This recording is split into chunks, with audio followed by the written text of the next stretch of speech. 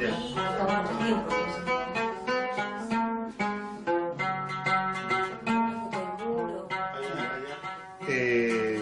O sea, se va a terminar de vender este.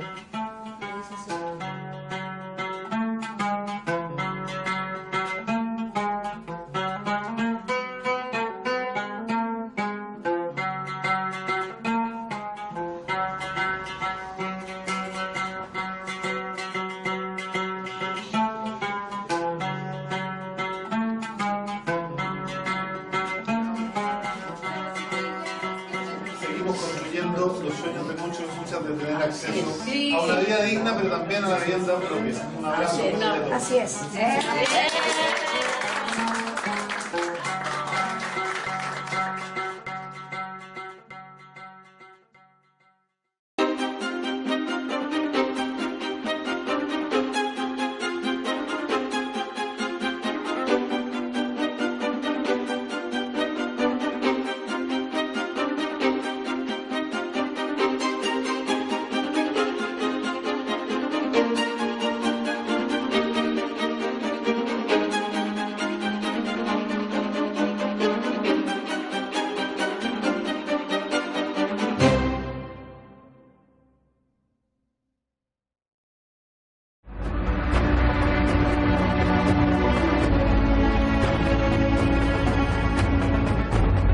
Soy Daniel Jadwe, chileno de origen palestino, nacido como tantos otros palestinos del mundo en la diáspora. Chile tiene una de las comunidades más numerosas fuera del mundo árabe. Se dice que somos cerca de 300.000, pero somos millones repartidos por la faz de la tierra, lejos de nuestra patria, pero comprometidos con la identidad, la historia y la lucha de nuestro pueblo, de nuestra tierra, que es y será por siempre Palestina. Hola, bienvenidos a todos y todas. Marhaba, Ahlen. Desde el 7 de octubre estamos viviendo una nueva catástrofe de la cual es víctima el pueblo palestino. Las imágenes de las atrocidades y los crímenes de guerra de Israel han llenado las redes sociales, no así los medios de comunicación hegemónicos que han tratado de ocultar esta terrible verdad. Veamos las siguientes imágenes para poder comprender y entender más lo que está sucediendo.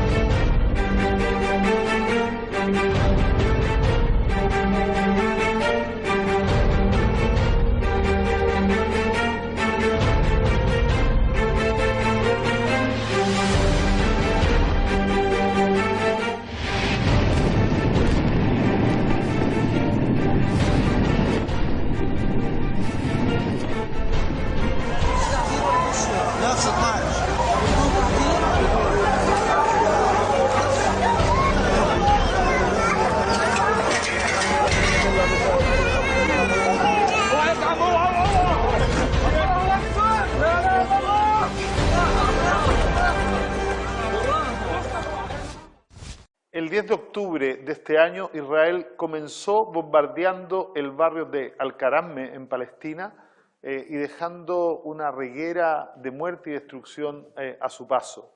En las imágenes vimos cómo estaban tratando de rescatar a los civiles muertos. El sionismo, los dirigentes de Israel, afirmaban que estaban matando terroristas. Sin embargo, a esa fecha ya se contabilizaban más de 200 niños, niñas y adolescentes muertos y más de 230 mujeres, cerca de 3.000 heridos y claramente no había rastro de los terroristas. La periodista Huda Hegazi nos tiene más información al respecto. Veamos el siguiente reportaje. En la primera semana de enfrentamientos en la batalla Tormenta de Al-Aqsa, el régimen de Israel cometió uno de sus primeros genocidios en la Franja de Gaza. Se trata de la masacre en la zona residencial de Al-Karama, en el norte del enclave costero. El ataque comenzó la madrugada del miércoles 11 de octubre, dejando la zona que estaba compuesta por 13 edificios residenciales totalmente destruida. Las estructuras bombardeadas se convirtieron en escombros y cayeron sobre sus habitantes, ocasionando docenas de muertos y heridos, según reportes preliminares. Escuchamos sonidos y explosiones que no habíamos escuchado antes. Las explosiones, el ruido, la luz del fuego, todo era muy fuerte y daba mucho miedo. En ese momento llegaron ambulancias de la Cruz Roja y nos dijeron que debíamos abandonar nuestras casas inmediatamente. Todos salimos rápidamente de los 13 edificios. No imaginábamos que eso iba a suceder con nosotros, porque es la primera vez en las 5 guerras que he vivido en Gaza que hemos debido abandonar nuestras casas en el barrio de Al-Karama. En todas las guerras anteriores nos habíamos quedado en nuestras casas porque eran seguras.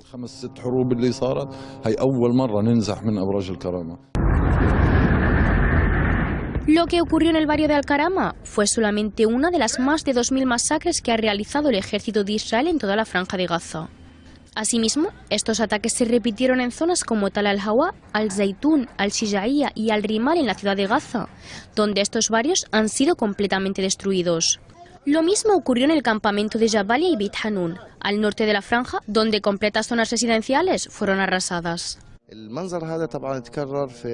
Los crímenes de la ocupación se han repetido en muchas zonas. Al principio bombardearon la zona de Al-Karama y ahí la situación era muy complicada, ya que además les atacaron con fósforo blanco.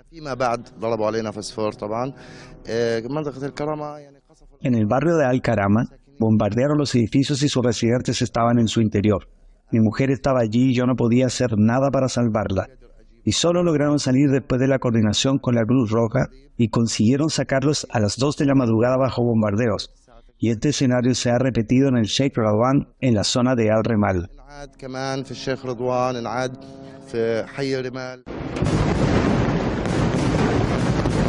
Los ataques de la ocupación no se limitaron solo a zonas residenciales, sino que se extendieron hasta alcanzar hospitales y centros médicos. El complejo hospitalario de Al-Shifa fue uno de los hospitales invadidos y bombardeados por la ocupación, en el momento en el que centenares de heridos y equipos médicos se encontraban en su interior. Asimismo, heridos y personal del equipo médico, como el director del complejo, Mohamed Abu Selmiya, fueron arrestados por los soldados del régimen.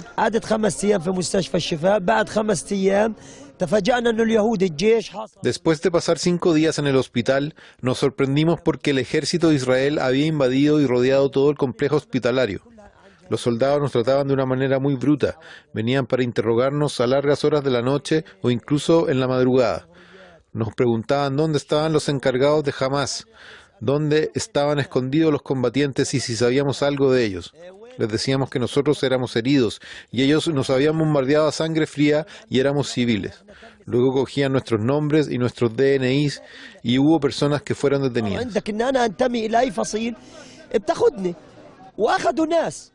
Después de una semana de tregua humanitaria, la guerra se reanudó en la franja.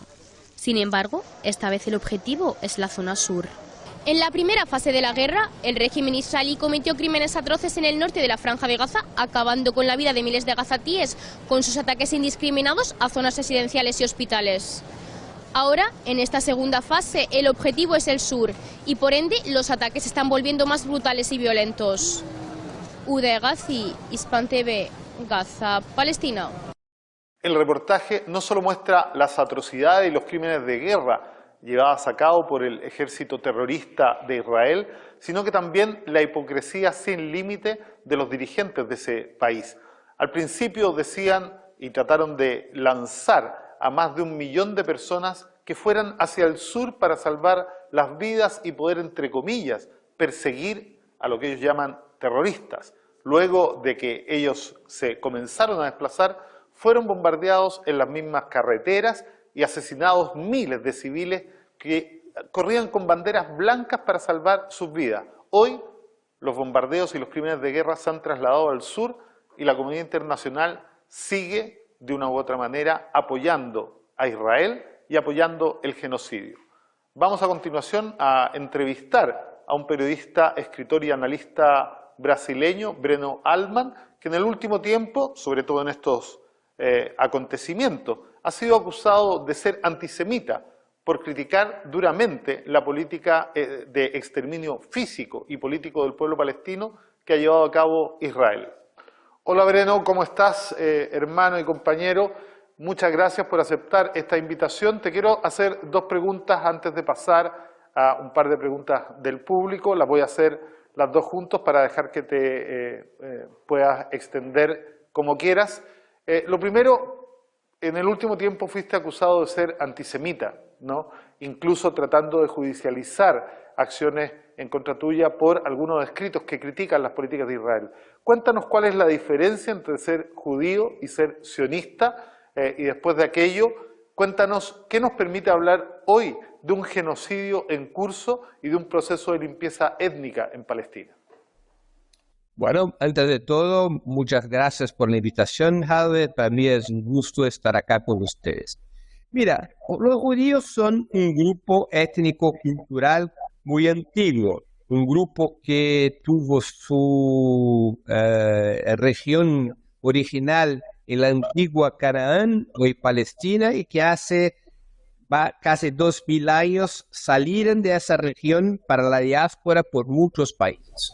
No son una nacionalidad, pero son un grupo étnico-cultural, de todo. Hay muchas corrientes político-ideológicas, hay los que son religiosos y los que no son religiosos. Es así un grupo étnico-cultural muy diverso que estuvo y está presente en muchos países, pero tiene una referencia cultural y un origen que nos permite caracterizar a los judíos como eso, como un grupo étnico-cultural.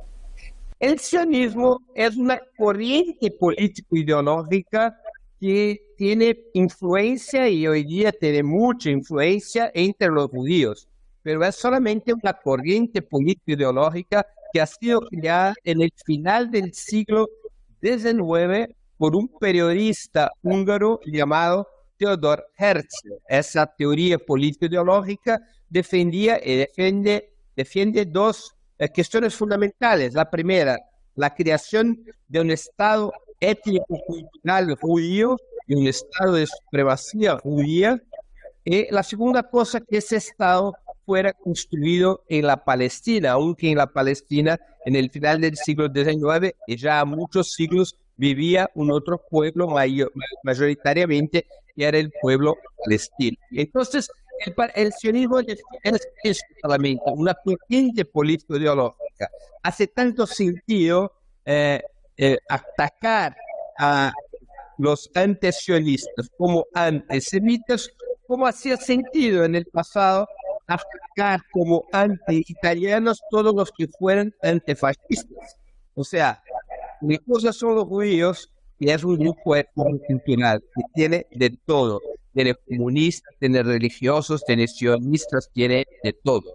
Otra cosa es la corriente político-ideológica que es el sionismo. Combatir esa corriente nada tiene que ver con antisemitismo. Sobre el tema de la limpieza étnica, mira, hay muchos documentos de las Naciones Unidas, muchas reglas internacionales que determinan lo que sea el genocidio, la Convención sobre el Genocidio de 1948, y que introduce como una de las prácticas la limpieza étnica. La limpieza étnica no es otra cosa que sacar un pueblo de su territorio para que ese territorio esté ocupado por el Estado de una otra nacionalidad o de un otro pueblo. Es eso que hace Israel desde el principio del siglo XX, y de una forma organizada, de una forma estatal, desde la creación del Estado de Israel en 14 de mayo de 1948. Voy a ofrecer dos preguntas al público para que se la hagan a Breno y él las pueda contestar para finalizar este bloque. ¿Quién quiere consultar? Hola, mi nombre es Vicente Hernández y mi pregunta es ¿qué similitudes hay entre lo que fue la NAFCA y lo que ocurre hoy en Palestina? Gracias, Vicente. ¿Otra consulta? Hola, mi nombre es Ana María Olivares, soy presidenta del Consejo Metropolitano del Colegio de Periodistas.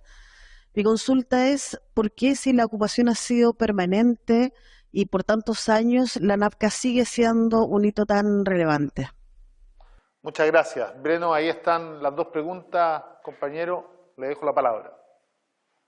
Mira, yo estoy seguro, y a muchas comprobaciones históricas, que el objetivo del sionismo ha siempre sido lo de controlar toda la Palestina histórica. Aun cuando Israel acepta la resolución 181 de las Naciones Unidas, que destinaba 53% del territorio de la Palestina histórica a un Estado judío y los otros 47% a un futuro Estado palestino, aún bajo esas circunstancias, el objetivo del sionismo era que el Estado de Israel, ese Estado judío del sionismo, ocupara toda la Palestina histórica, todas las antiguas tierras de Israel. Yo creo que Israel acepta la resolución 181 por una maniobra táctica, por poner las manos en la oferta que había en aquel momento para seguir adelante en un proceso de ocupación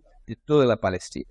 Y esa es la historia desde 48, una sucesiva ampliación de territorios bajo el control del Estado sionista.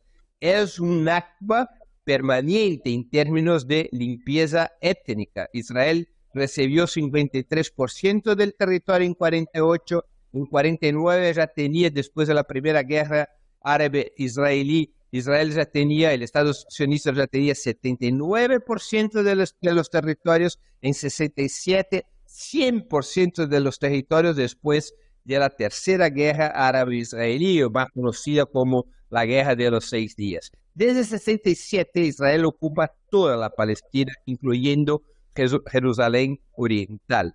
Israel, en esos territorios ocupados, ha tratado de establecer una doble política de colonización. Una política es ampliar el número de colonos judíos y de asentamientos judíos en los territorios palestinos ocupados, de tal suerte que se tornase imposible a los palestinos tener una área territorial continua para crear su Estado, como está determinado por las resoluciones 181 y 242 de las Naciones Unidas. El segundo instrumento es la limpieza étnica, que ahora atinge una etapa muy radicalizada. ¿Qué es la limpieza étnica? Expulsar los palestinos seguidamente de sus tierras. Por eso que es muy comparable lo que ocurre hoy con lo que ocurría, con que lo ha ocurrido en 48 con la Nakba. Es una Nakba 2.0,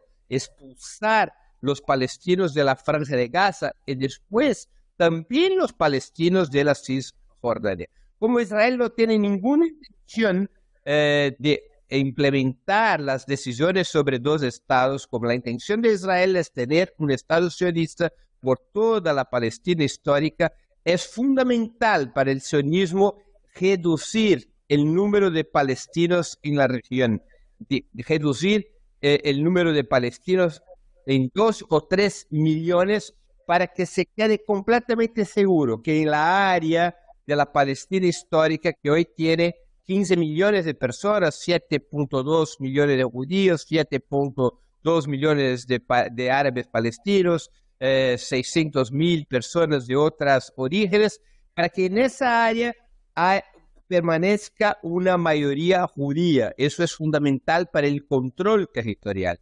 Entonces, la nueva Nakba tiene que ver con control de territorio, tiene que ver también con control demográfico para el proyecto del sionismo, que no tiene nada que ver con dos estados, que tiene que ver con la consolidación del Estado de Israel por toda la Palestina histórica. Y ese ha sido el objetivo del sionismo todo el tiempo, aun cuando haga maniobras con los acuerdos de Oslo, con declaraciones favorables a los dos estados. Recordémonos el célebre discurso de Ben Gurion, revelado por el historiador judío israelí Ilan Papp, en lo cual Ben Gurion dijo, después de la resolución 181 de las Naciones Unidas, Ben Gurion dijo: caminamos un primer paso. Ya tenemos 53% del territorio y vamos a avanzar hasta controlarmos todas las tierras de Israel, las ancestrales tierras de Israel. Ese ha siempre sido el objetivo de Israel, y para eso el instrumento de la limpieza étnica que ha sido utilizado en el Nakba de 48, ese instrumento sigue vigente dentro de la estrategia sionista. Muchas gracias, Breno. Un abrazo desde acá y espero poder seguir viéndonos seguidamente. Muchas gracias por la invitación, un honor hablar con ustedes. Reiterando el agradecimiento a Breno por acompañarnos hoy, vamos a una pausa y volvemos para hablar un poco sobre la diáspora palestina, en este caso en Chile.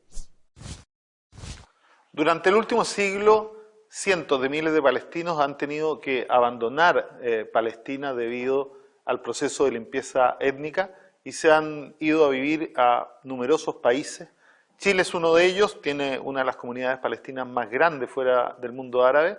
Les voy a presentar a Kamal Kunsille, músico y director del Centro de Estudios Árabes de la Universidad de Chile, con quien vamos a conversar acerca de la actualidad y de la historia palestina. Los invito a ver un video que nos da más antecedentes de él. La música árabe, el café y la preocupación por el devenir de Palestina forjaron su infancia y su identidad. Kamal es músico, laudista y dirige el Centro de Estudios Árabes Eugenio Chaguán, que nació al interior de la Universidad de Chile en 1966 con el objetivo de romper la supremacía de las grandes potencias occidentales en la creación de pensamiento sobre el mundo árabe en América Latina. Hoy, este centro es el mayor referente intelectual sobre las temáticas asociadas a los pueblos árabes, especialmente del pueblo palestino, en Chile. Hola Kamal, muchas gracias por aceptar esta invitación. Quiero partir preguntándote, ¿cuándo llegó tu familia a Chile? Hola Daniel, muchas gracias a ustedes. Mi familia paterna, mi bisabuelo en 1910 y mi familia materna con mi madre ya nacida con alrededor de 9 años, el año 1956. O sea, son las dos migraciones respecto a la Primera Guerra y respecto del establecimiento del Estado sionista en Palestina. ¿Por qué se vinieron en ambas situaciones? O sea, bueno, claro, como tú dices, de las dos olas principales de migración, la primera, como debido a la crisis con el Imperio Otomano, digamos, y mi bisabuelo era de esa primera ola de migrantes que se venía escapando de que no los enviaran a la guerra, digamos, a las guerras del Imperio Otomano, digamos, y la segunda, claro, por los problemas que empezaron a surgir tras el establecimiento del Estado de Israel, particularmente también la situación conflictiva que se produjo con la anexión por parte de Jordania del territorio digamos, de Belén, de todo lo que hoy día conocemos como la Cisjordania, digamos. De lo que recuerdas de las conversaciones que de niño tienes que haber escuchado, ¿existió siempre en ellos la intención de volver y el sueño de volver a Palestina? Yo, de las conversaciones que recuerdo de niño, recuerdo más, claro, siempre una atención a la situación que allá se vivía, ¿ya? Me acuerdo, por ejemplo, que mi padre me contaba que de niño, porque él vivió con su abuelo gran parte de su infancia, que cómo se reunían, por ejemplo, en la casa de su abuelo entre los años 47 y 49, digamos, todos los parientes y los migrantes de la ciudad de Beit Sahur, digamos, a escuchar las noticias sobre lo que estaba pasando en Palestina con la partición, después la guerra que empezó, ¿cierto? Digamos, la Nakba, ¿cierto? Como se reunían ahí a escuchar las noticias. En la casa de mi familia materna también lo mismo, digamos, muchos recuerdos de la atención a los acontecimientos, ¿no? que se iban sucediendo. Ahora, sobre el deseo de volver, yo siempre vi en el caso de mi familia materna, no vi mucho ese deseo, digamos. Yo creo que fue bastante más traumático el tema después de 1948, la salida, entonces, evidentemente. Y por el lado de mi familia paterna, la verdad es que eso nunca se habló, pero yo después, por investigaciones, digamos, que tienen que ver con ni siquiera, o sea, por lazos ya con el mundo de la investigación en estos asuntos, digamos, recuerdo, me encontré con una solicitud de mi bisabuelo al mandato británico para volver, ¿no? Hay un doctorando, pues ya un doctor, Nadim Bawalsa, un palestino que se estaba doctorando en historia en la Universidad de Nueva York, y vino a Chile a investigar, justamente él estaba investigando una cosa que nunca se había estudiado mucho, que eran las solicitudes que habían hecho los palestinos de Chile al mandato británico para volver. Y encontraron una de tu bisabuelo. Sí. Tú desde que naciste, yo por lo menos de lo que recuerdo, nos conocemos hace más años de los que nos gustaría reconocer, ¿no? Siempre te vi ligado al estudio de la cultura, la mantención de las tradiciones, y hoy día convertido en parte de este cuerpo de académicos que sigue investigando sobre la realidad palestina. ¿Cómo estás viendo lo que está pasando hoy en Palestina? Uy, la verdad es que es terrible porque uno, bueno, está años en esto, bueno, si tú me conoces, nos conocemos desde muchos años, digamos, yo en parte me inicié en el mundo de la causa yendo a las clases en tu oficina en Antonio López de Bello, de adolescente, digamos, 14, 15 años. Y bueno, de ahí entré en el mundo de la militancia, en las juventudes, eso me motivó a estudiar ciencia política y digamos, a interesarme en la teoría política luego, seguir todos los estudios que seguí, digamos, de ciencia política, filosofía, y meterme en los estudios árabes para comprender, digamos, lo que pasaba en toda la región, la historia, la política, el pensamiento. Por otro lado, lo que tú decías de las tradiciones, ¿cierto? Muy ligado a la música, a la cultura, Dabke, que también inicié contigo, digamos, desde niño. Y claro, hoy día es terrible ver que estamos quizá más atrás que en ese momento en que yo me inicié en todo esto, ¿no? En el fondo estamos peor que el mismo 48 probablemente, por lo que uno estudia históricamente, ¿cierto? Entonces, la verdad es que no sé, no puede causarme más que consternación, decepción y es muy difícil de decir, ¿no? Pero en el fondo es como que, bueno, ¿para qué hacemos todo lo que hacemos finalmente, ¿no? Sin embargo, sabemos que no hay que dejar de hacerlo, en el fondo. Yo sé que tú has viajado muchas veces a Palestina, ¿no? Has estado allá, has de una u otra manera reconstruido los lazos que en las generaciones superiores a la nuestra se fueron perdiendo por razones que están de más explicar. ¿Cuándo fue tu último viaje a Palestina? Ese ya fue hace mucho tiempo. La verdad es que sí, efectivamente. El primero y el bastante. El primero fue el año 96. Ajá. Con el viaje de estudios del colegio. Yo estudié en el colegio árabe. Y el último fue el 2010, digamos, ya hace bastante tiempo. Pero en ese lapso entre el 96 y el 2010 fui 5 veces, digamos, ¿no? ¿Y cada viaje fue peor? Cada viaje fue peor, sí.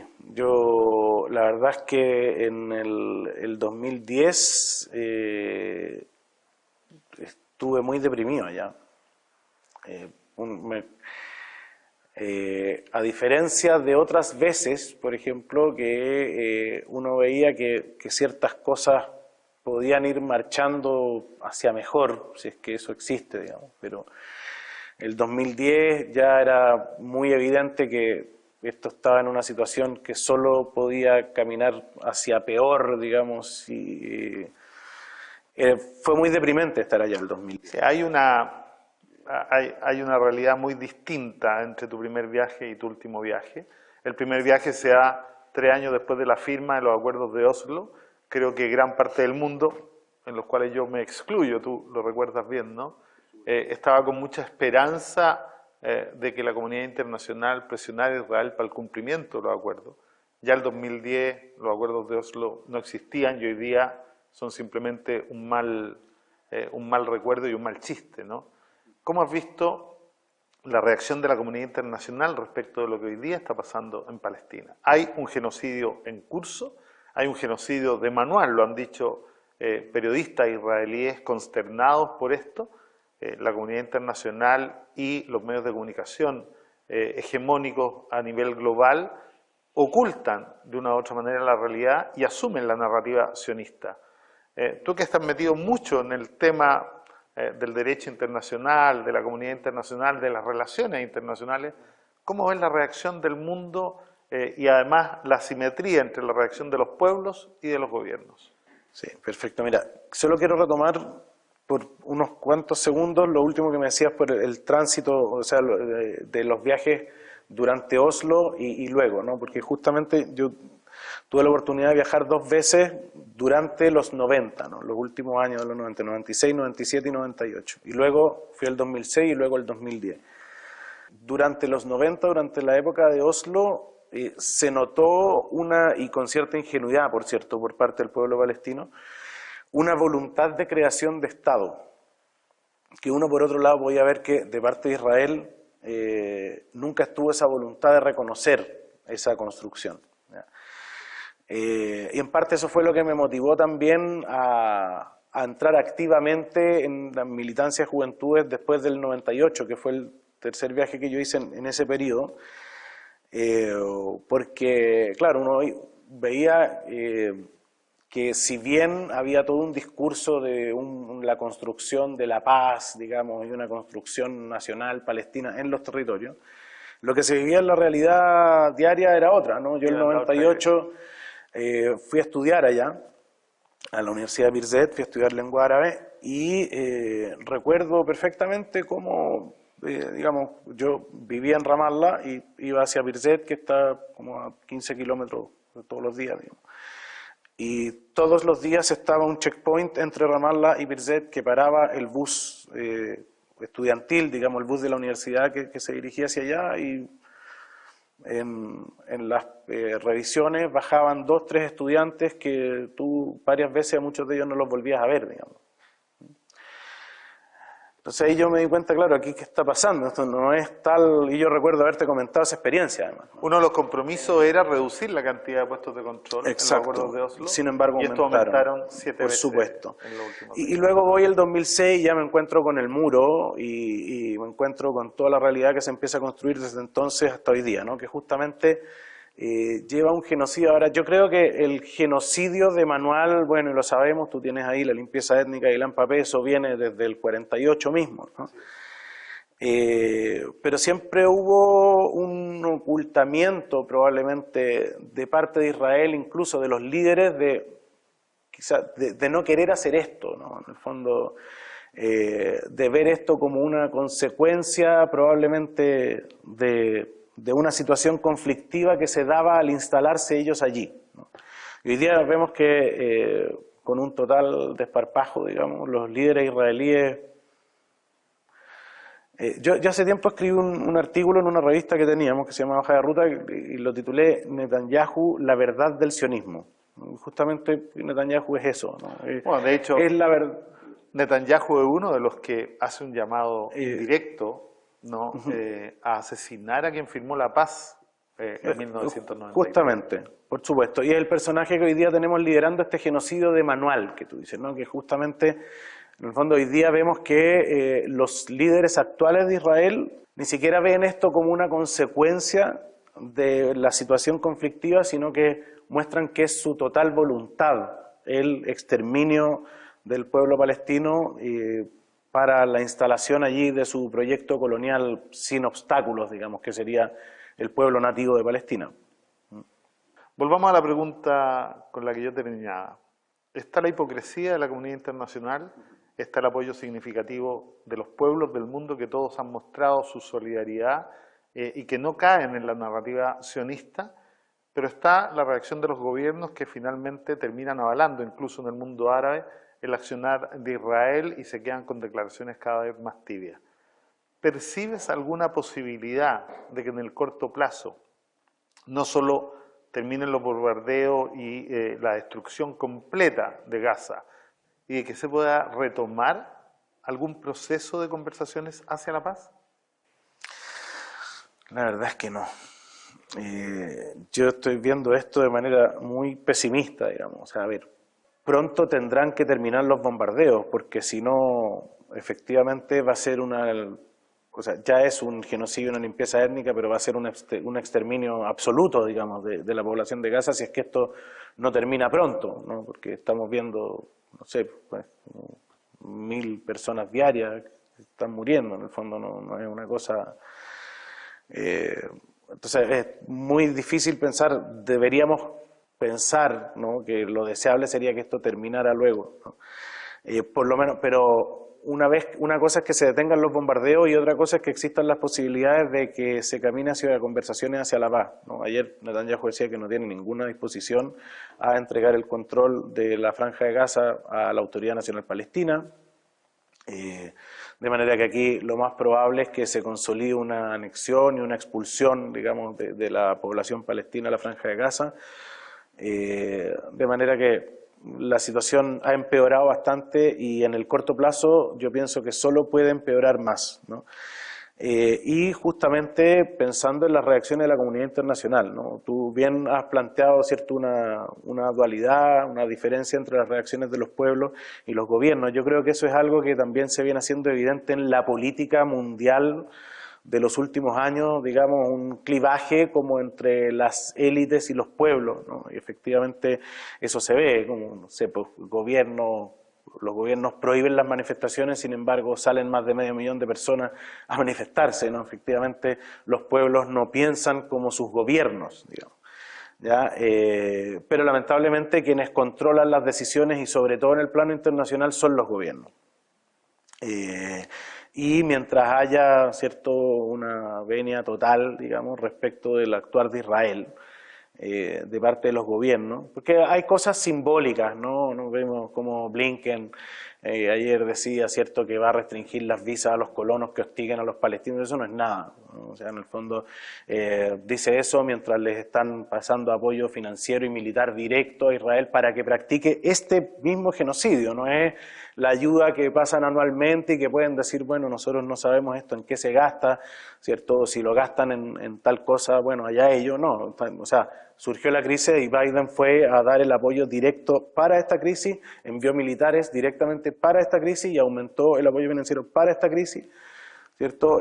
Tenemos todos los gobiernos cómplices de Europa que han dado su total apoyo al actuar de Israel, la secretaria de la Unión Europea también, ¿cierto? Por lo tanto, es muy difícil que mientras Israel siga actuando con total impunidad, la verdad, y esto son cosas que nosotros son obvias, ¿no? Mientras Israel siga actuando con total impunidad y no tenga ningún incentivo para dejar de actuar como actúa, la verdad es que es muy difícil. Muchas gracias, Kamal. Vamos a una pausa y ya regresamos. No. Okay, explain. I see Jews as the chosen nation. Okay. They were chosen by Hashem. Does that make Jews better? Makes Jews different. Okay. Like not all of our body parts are the same. They're all the same parts of the body, but there's the mind, there's the heart, there's the foot. They're not all the same. They're all part of the same body. Do they deserve the same rights? Let's put it that way. Jews, non-Jews, anyone who lives here, let's say, does everyone deserve the same, treated the same? Let's put it that way. I think not. I think that this is the nation of the Jews, that the Jews should have more rights than non-Jews. Like, give me an example of a right that a Jew should have that a non-Jew shouldn't. Right now, there's the right for Jews to come to Israel and to get your citizenship, which isn't for all non-Jews. Well, this is the land for the Jews. All Jews can come and live here. I think that Jews should have more rights than non-Jews. Can you give another example? Maybe even a law that doesn't exist, or a right that should exist. I think that the Jews should get land here, like the Bible. Bueno, Marx define la ideología como falsa conciencia, como un conjunto de ideas, creencias o normas que tienden sobre la realidad un velo para tratar de ocultar la realidad y generar una mentira, ¿no? Y tornarla como real. Es en esencia lo que acabamos de ver. Y hoy día quiero rebatir este video haciendo alusión a tres cosas esenciales y voy a dejar que sean judíos los que hablen en este caso por mí y no a través mío. Quiero citar primero a Gideon Levy, ¿no? Que hablando ante el lobby sionista en Estados Unidos, plantea los tres elementos que a este señor que acabamos de ver en televisión le permiten convivir con las prácticas genocidas que el Estado de Israel ejerce todos los días hace más de 70 años. Lo primero, lo dice él, ¿no? Pensar y creer que son, entre comillas, el pueblo elegido. Cuando uno asume que el pueblo elegido, efectivamente todo lo otro son algo que Dios no escogió y que no están en el mismo nivel de aquella nación elegida, como dice el personaje que ha sido entrevistado en el video. Lo segundo dice es que a pesar de todas las atrocidades de Israel, ellos han logrado convencer al mundo de que son las víctimas, ¿no?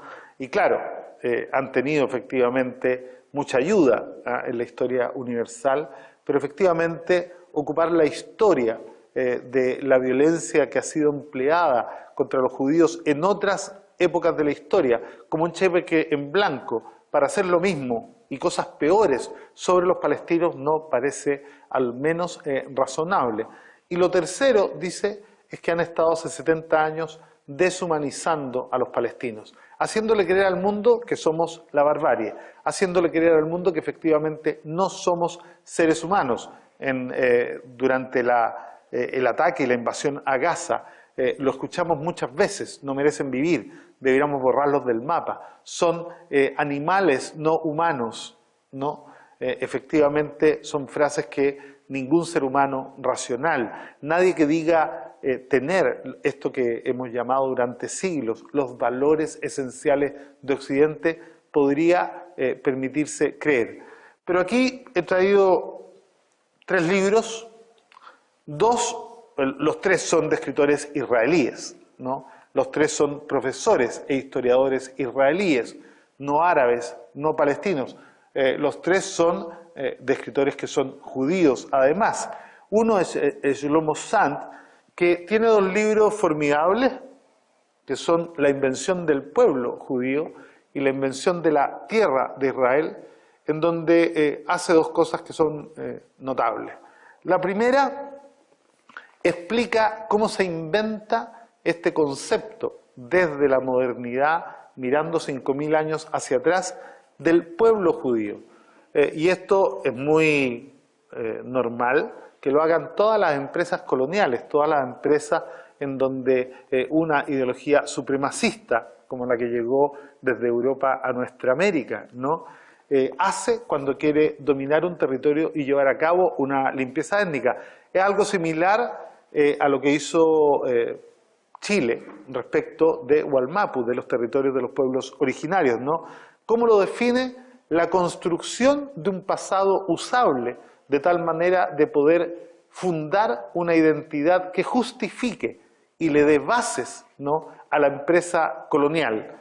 Luego, con un análisis también minucioso y sumamente riguroso, en la invención de la tierra judía destruye cada uno de los argumentos que sirven de pretensión al sionismo internacional para decir que Palestina es la tierra bíblica que algún Dios, que yo al menos no tengo el gusto de conocer, les habría prometido a ellos por todas las generaciones de las generaciones.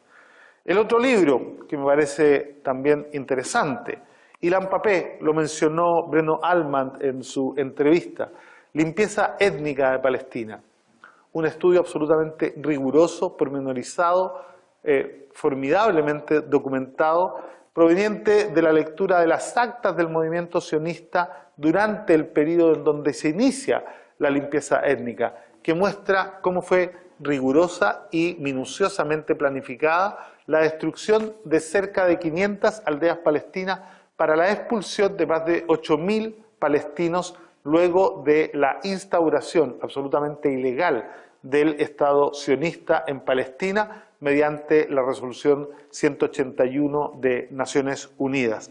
En este libro, cualquiera que lo quiera leer, vuelvo a reiterar, son 3 libros escritos por judíos que son ciudadanos israelíes, ¿no? Van a poder encontrar hasta las definiciones más brutales de cómo debía exterminarse a la población palestina para poder quedarse con la totalidad del territorio. Eso es lo que estamos viviendo hasta el día de hoy, y Breno lo dice con absoluta claridad. La Nakba no es un episodio, es un proceso continuo del cual el ataque a Gaza, los crímenes de guerra, el genocidio que está en curso es sencillamente un capítulo más. Quiero darle la posibilidad a todos y cada uno de ustedes y cada una de ustedes que puedan hacer preguntas para complementar esta parte que pretende explicar lo inexplicable, ¿no? Ofrezco la palabra. Iván Muñoz Rojas, ciudadano de la tercera o cuarta edad. El sionismo, con su poder mediático, justifica la limpieza étnica, ¿no? ¿Cuál es la validez que tienen esos argumentos? Por favor. Soy Úrsula Fuentes, trabajadora doméstica no remunerada, lo que es conocido como dueña de casa, y me gustaría saber cómo evalúa la respuesta de la comunidad internacional ante los crímenes cometidos por el Estado sionista. Voy a partir contestando al revés, primero a Úrsula, porque creo que la pregunta parte, ¿no?, de una concepción que podría no ajustarse plenamente a la realidad. ¿A qué me refiero cuando uno habla de comunidad internacional? Las comunidades son comunidades de intereses y comunidades de objetivos. Y yo no creo que exista en el mundo una comunidad internacional. Lo que existe en el mundo es una arquitectura de escala global, una arquitectura institucional que está pensada para que unos países dominen a otros y para que el imperio, sobre todo el imperio norteamericano, pueda llevar a cabo su influencia en la medida en que el capital transnacional se va globalizando y defender a cualquier costo sus intereses en cualquier parte del mundo. Estamos cumpliendo 200 años de la doctrina Monroe, cuando los norteamericanos plantearon que América era para los americanos. Pocos comprendieron que en inglés Americans se refiere a los estadounidenses, no a los pueblos originarios de nuestra nación. Y en la medida que el capital transnacional se fue globalizando y cuando ya América Latina sencillamente dejó de ser suficiente para el imperio, ellos primero se quisieron adueñar de Europa, del Asia, de los territorios que fueron gobernados por la experiencia soviética, y hoy día, de verdad, es que uno puede sentirlo, ¿no? Es el mundo para los americanos. Eso es lo que explica la guerra en Libia, la guerra en Siria, la guerra en Irak, la guerra y la invasión y los crímenes de guerra y el genocidio en Palestina, y por lo tanto, ¿qué respuesta podría tener una comunidad que no es más que sencillamente un títere, incluido Europa, ¿no?, de los intereses norteamericanos a escala global? No puede haber, ni siquiera en el mundo árabe, que ha tenido una respuesta absolutamente insuficiente y vergonzosa. Bastaría con que detuvieran los envíos de petróleo durante una semana y Occidente sencillamente no podría resistir. Pero aquí la comunidad internacional no se mueve por principios ni valores, se mueve específicamente por intereses económicos. Y en eso no hay ningún valor, ¿no?, que esté puesto sobre la mesa. La respuesta de la comunidad internacional es sencillamente la que las transnacionales quieren, y en este mundo y en este contexto van por todo, ¿no? Hoy día son los palestinos, el día de mañana será cualquier pueblo que quiera levantarse creando una alternativa. Y van en el mismo contexto, y por eso partí al revés, ¿no? No hay nada que pueda justificar lo que se hace hoy día en Palestina. Pero efectivamente es parte de lo que significa el negocio de la guerra. ¿no? El negocio de la guerra es un negocio lucrativo que no solo activa economías y permite tremendas ganancias para la industria militar de todos los países, no solo la norteamericana. Y por lo tanto no hay nadie que le interese real y honestamente, más que a los pueblos del mundo, detener esta barbarie, porque son parte de hoy día, ¿no?, la disputa que hay por cada palmo de mercado y por cada palmo de bien común que existe en el planeta para saciar los intereses, la demanda y el hambre del capital transnacional, que encuentra su principal obstáculo en la misma falta de capital.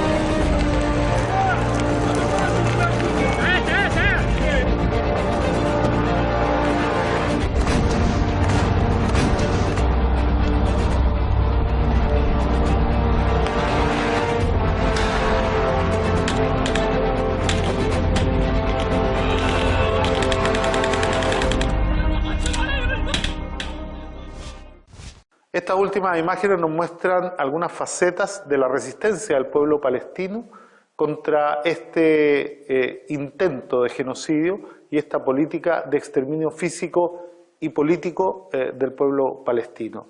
Y nos demuestra que en Palestina el solo hecho de respirar es un acto de resistencia. El mandar a los hijos al colegio, el querer construir una vivienda, el querer plantar un olivo, el querer criar ganado, todos son actos de resistencia que nos vienen a demostrar que el pueblo palestino no es que sea el dueño de la tierra, pertenece a esa tierra por miles de años, y estamos seguros de que estaba ahí antes que llegara el primer invasor y seguramente va a estar ahí después de que sea expulsado el último. Muchas gracias a todos y todas por venir y nos vamos encontrando en los próximos programas.